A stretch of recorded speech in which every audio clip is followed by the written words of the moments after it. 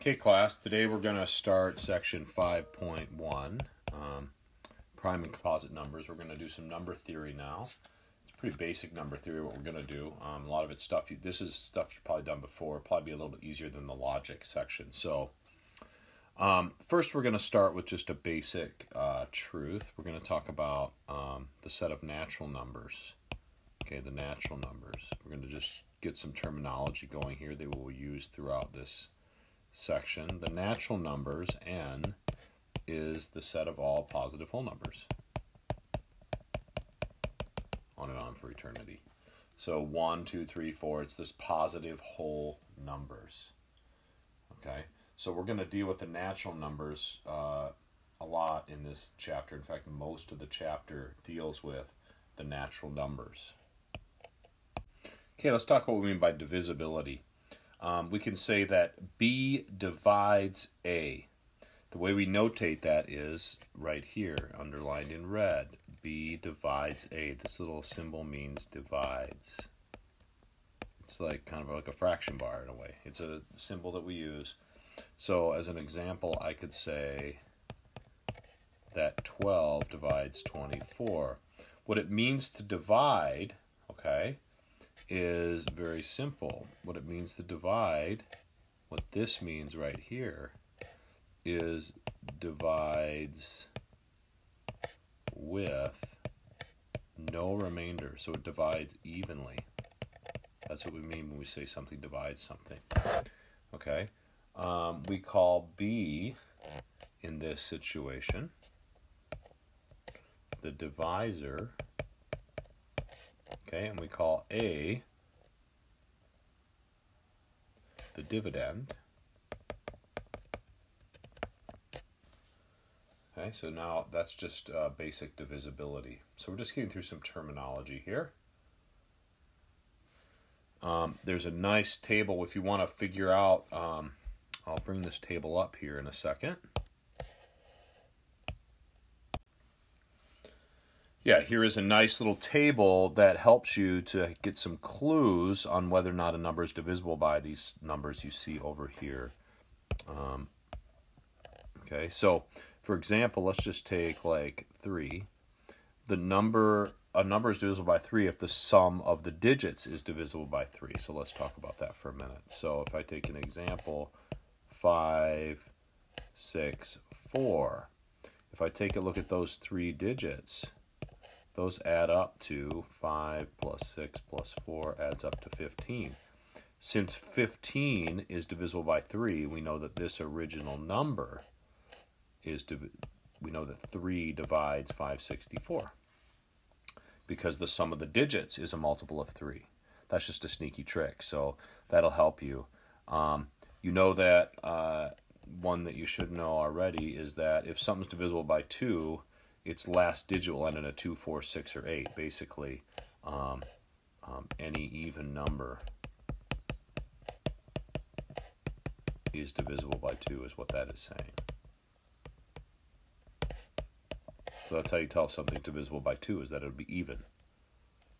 Okay? So you can look at some of these other clues.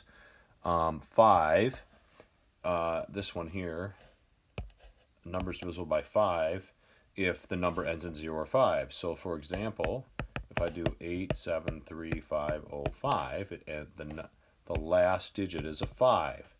So if that last digit is 0 or 5, you know that 5 will divide the number. These are just some tricks you can use to quickly tell if something divides. And then there's some other tricks here. I'm not going to go through all of these, but normally the ones that are good to know are the ones for 2, 3, 4, 5 are the best ones to know, because those are the ones that we will use the most often. Okay, now let's look at a couple definitions. I got the first one here. A prime number is a natural number greater than 1 that has only itself and 1 as factors. So basically a prime number is a number that has nothing that divides it evenly except for itself and 1. So the prime numbers are 2, 3, 5, 7, not 9 because 3 divides 9, not 10 obviously because 2 and 5 divide 10. Then 11 is prime, the next prime is 13, the next prime is 17, the next prime is 19, and then 23, and so on and so forth. And the prime numbers go on for all of eternity. There's an infinite number of primes. And none of the numbers I wrote down there have anything that divide them evenly except for 1 in themselves. Okay? So these are primes. These are primes. Okay, and the composites is just any other number that does have things that divide it other than 1 in itself. So anything that's not prime. So like 14 is a prime. 28 is a prime. All the even numbers are prime. 21 is an odd number, but it's prime because 3 and 7 divide it, and so on and so forth. So again, we're just getting acquainted with terminology here. So now we're going to talk about what prime factorization is, okay? Prime factorization is when I break a number up, like 8, into its prime factors, meaning I find things that are prime, numbers that are prime, that I would multiply together to get that number. So for 8, I can break up 8 as 2 and 4 first. Since 2 is prime, I'm going to go ahead and circle it. Anytime I hit a prime, I'll circle it. But notice 4 can be broken down again into 2 and 2. And then now I'm done because everything's prime. So that means that 8 equals 2 times 2 times 2, or I could write it as 2 to the third. This is called a prime factorization tree because what I did is I represented 8 as a product of unique primes. A unique product of primes, rather. Okay? So let's try some more of these. So if I did 700, I can break that up since it's even.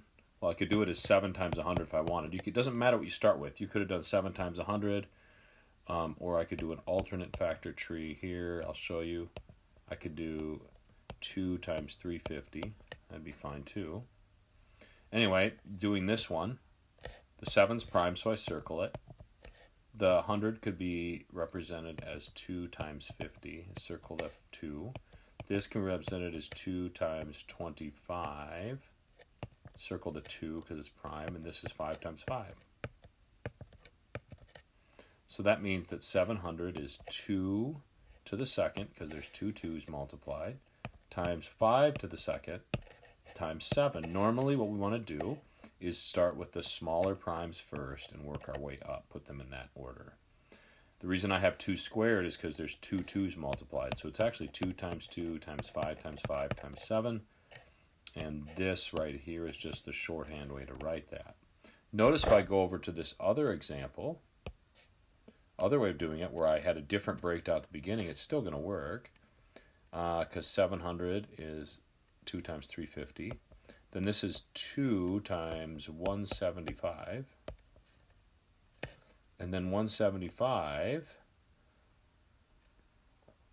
is, we'll call it, it's 7 times 25. 7 times 25 is 175.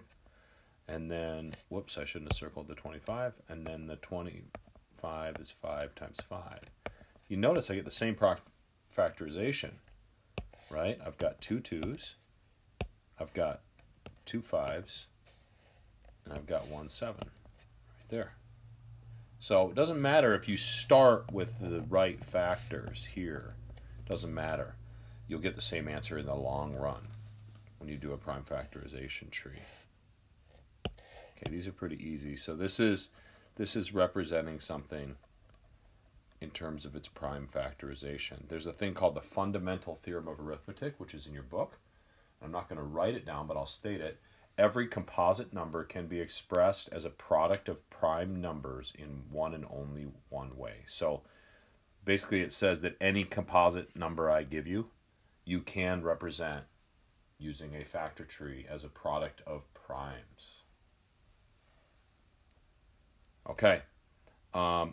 Let's take another example. Let's go on to the next thing, which is the greatest common divisor. Okay, now we're going to talk about the greatest common divisor. Before we go through the procedure, I'm going to explain what the greatest common divisor is. Okay, so if I have two numbers like 12, we call this the GCD of 12 and 18 of these two numbers. We want to find numbers, a number that divides both of them. We want to find the greatest one in common. So let's look at all the numbers that divide 12 and let's list them right here. 1 divides it, 2 divides it, 3 divides 12 evenly, 4 divides 12 evenly, 6 does, and then 12. Those are the numbers that divide 12. How about 18? 1, 2, 3, 4 doesn't, 5 doesn't, 6 does, 7, 8, 9 does, and then the next one is 18. So let's look at these and what's the greatest one they have in common? Well, it looks like the greatest one that they have in common is 6. So that would be the greatest common divisor of 12 and 18. So that's just explaining kind of what the greatest common divisor is. And this process kind of works for smaller numbers where you just can kind of run through the factors in your head. One way you could do it is just take the smaller number and keep going up the factors and checking what the largest one they have in common with the factors of 18 is. But that's kind of tedious if you get larger numbers. So if we have a larger number, we need to use a different procedure. Okay, so let's find the GCD of 84 and 96. So if you just listed the factors of this, that would take a long time. So what we're going to do is we're going to use this procedure that is above.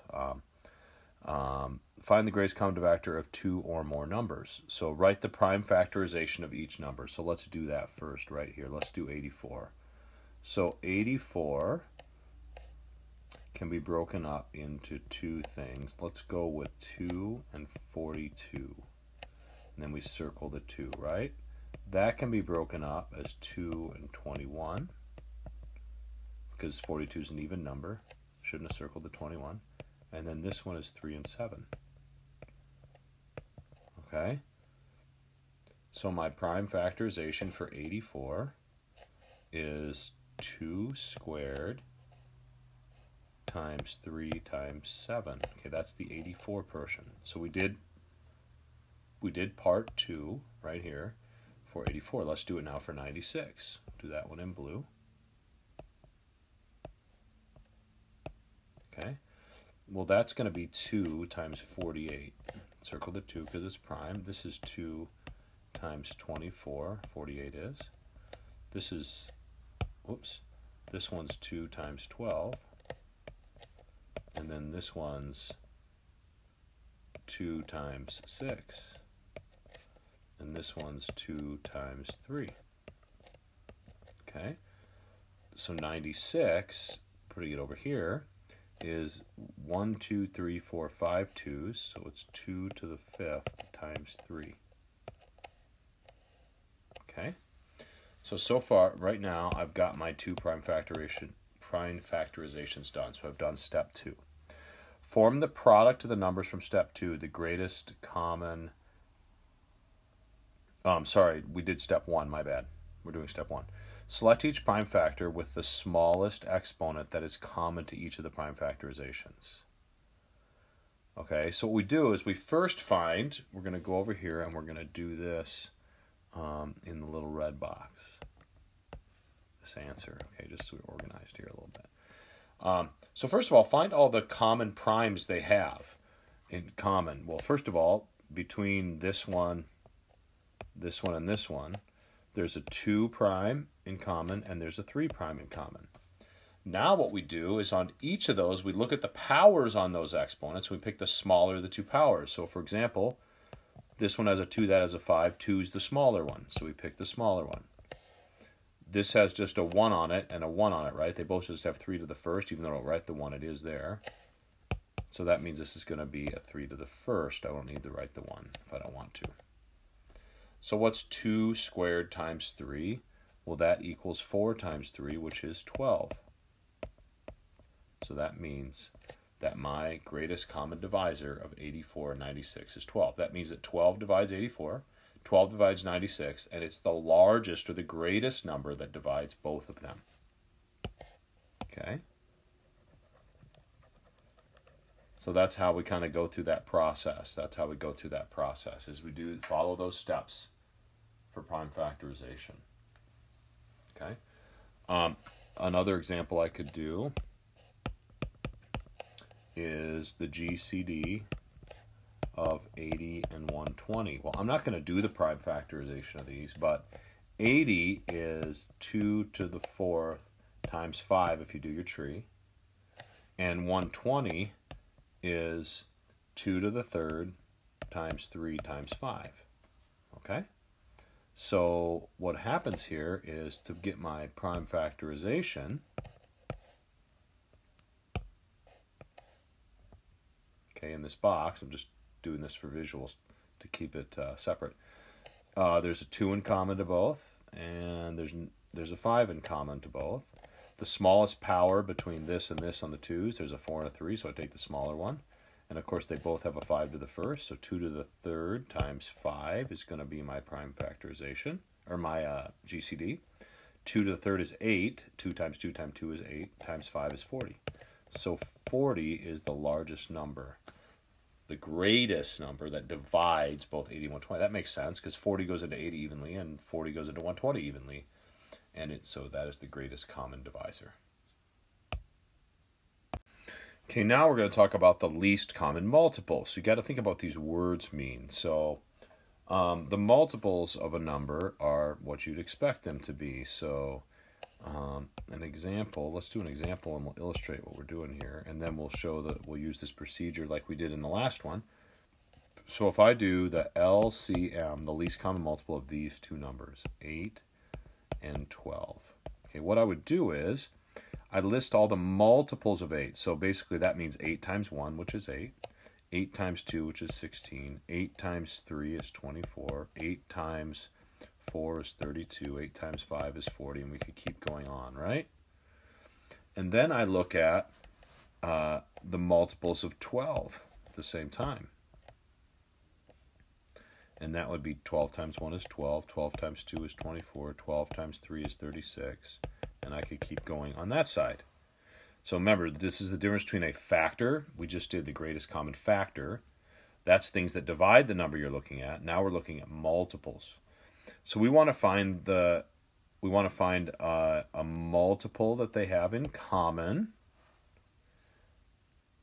And then we want to find the lowest of all the multiples they have in common, the least of all the multiples they have in common. Well, it looks like the lowest multiple they have in common is 24, isn't it? Isn't that the smallest number that they have in common? Certainly if you kept going up, I can erase this and you can kind of see here.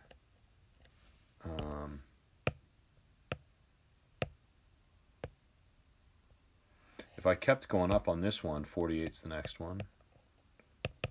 And notice here, if I go up on this one, 48 is the next one here too.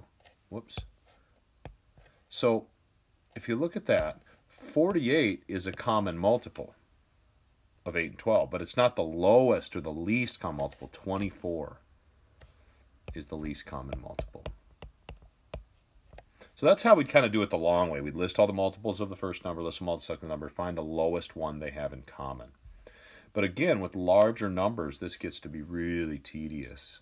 So we're going to look at a different way with the larger numbers. And it's a similar procedure to greatest common factor, although it has a different nuance to it. Okay, let's find the least common multiple of 144 and 300, these two numbers. So look what it says here in step 1. Write the prime factorization of each number. So again, we're going to go ahead and do that here. You can do it right below it. It's fine. Well, 144 is, one way to break that up, is 2 times 72. Circle the 2 because it's prime. 72 is 2 times 36. 36 is 2 times 18. 18 is 2 times 9. And then 9 breaks up as 3 times 3. Okay, so I've got some room over here. That's 1, 2, 3, 4 2's. So that's 2 to the 4th times 2 3's. Okay, so that's 144. Let's go ahead and do 300 now. That's 2 times 150. Circle the 2. That's 2 times 75. 75 is 3 times 25. 25 is 5 times 5. Okay? So breaking that up, that is, in red over here, that's 2 2s, a 3, and 2 5s. Okay, so there's my 2 prime factorizations. So we have completed step 1. Check. Select every prime factor that occurs. Okay, so now over in the blue box over here, I'm going to show this answer. We're going to do step 2. Select every prime factor that occurs. So let's do that first. So raise the greatest power to which it occurs in these factorizations. So now, before we picked the prime factors that were in common to the 2, here we're just going to pick every prime factor that occurs. So take a look what occurs in either one. So if we go in blue, there's a 2, there's a 3, and there's a 5, right? So there's a 2, a 3, and a 5. You got to make sure every prime factor in either one of the prime factorizations is listed. So just list them. Put a space between them too, because then that leaves us room to put our exponents there. I'm actually going to erase that. Hang on a minute. I'm going to put that higher. So this is 2, 3, and 5. Raised to the greatest power to which it occurs. Okay, so let's look at the 2's, first of all. So here's the 2's, 2 to the 4th and 2 to the 2nd. In this case, since we're doing least common multiple, we pick the larger of those 2 powers, which would be 4.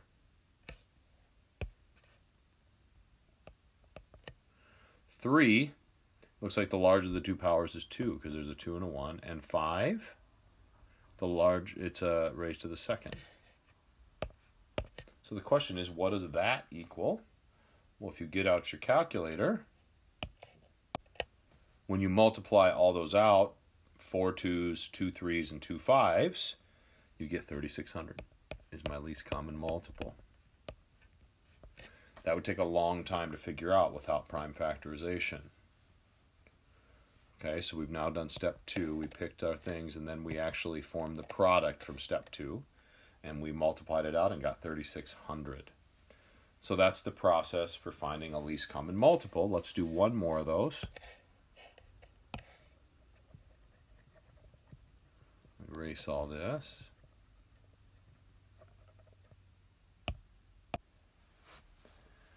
The Easter egg today is 666 555. Okay, let's try another one. The LCM, least common multiple of 48 and 60. So I did the prime factorization here. I'm not going to do the tree just for time sake. And I did 48 as 2 to the 4th times 3. You can check that out. 2 times 2 times 2 times 2 times 3. You can do your tree. 60 is this. So what I want to do is let's do the second half. So let's pick every prime factor that exists in either one of these. Remember, this is different than the greatest common factor where we only pick the ones in common. So I should list all those, and they would be 2, 3, and 5. Now I pick the largest power on any of those that appears. So it looks like the 4th power is the largest one for 2. The 1st power is the largest one for 3, and the 1st power is the largest one for 5. So 2 to the 4th times 3 times 5 is my LCM, which is 16 times 3 times 5. 2 times 2 times 2 times 2 is 16. That's 48 times 5. And 48 times 5 is 240. So the LCM for those two numbers is 240. This should get you going on the homework. And we will see you guys later today in the Zoom meeting.